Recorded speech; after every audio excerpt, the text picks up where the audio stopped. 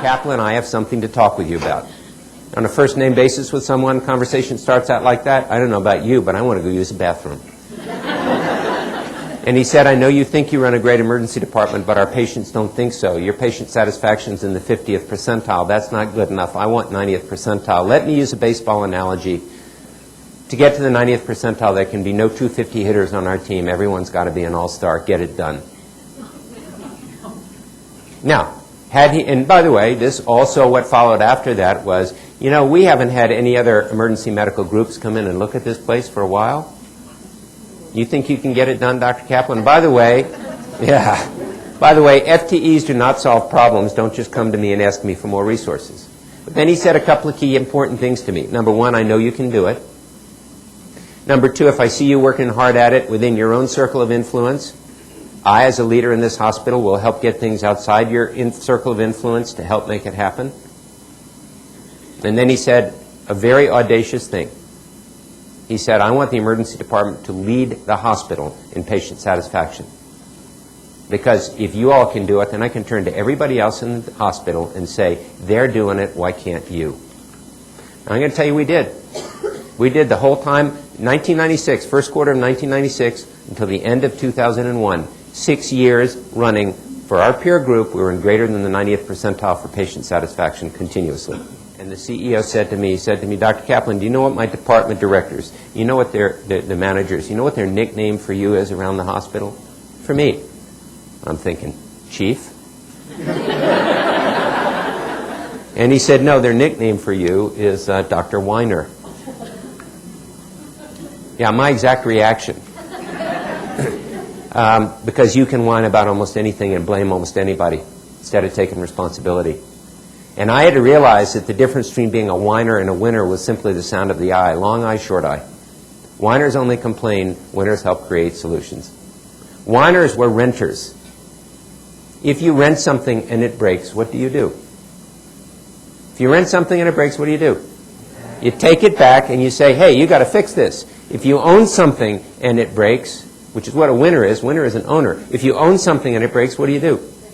You fix it yourself, or you make sure it gets fixed. And that's what he was asking me to do.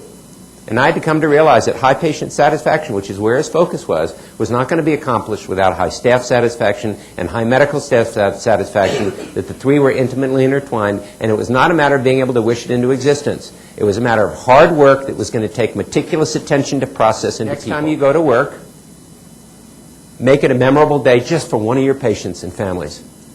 And make it a memorable day for one of the people that you work with. Okay?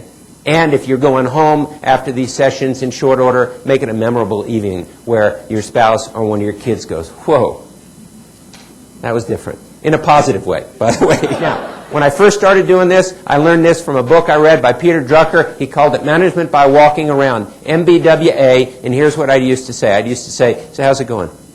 Good? Good. Keep up the good work. Everything going well? Yeah? Everything going well? Yeah? How's it going? Good? How's it going? Say no. Not good? That's okay. It'll get better. You know.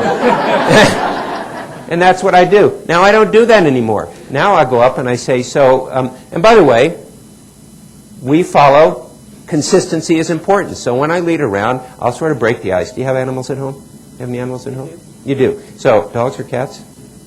Both. So I'll say, so how, you know, and if I know that about you, I'll say, so how the kids, you know, right?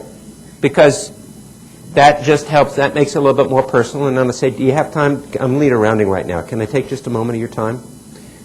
And I'll say, what's going well? Because I want to focus on what's going well. I'm sure I'll hear what's not going well. And then, because I want to reap the possibility for recognition and reward, I'll say, are there any of your colleagues that you're working with who you think are doing a really outstanding job? Any doctors? So, are there?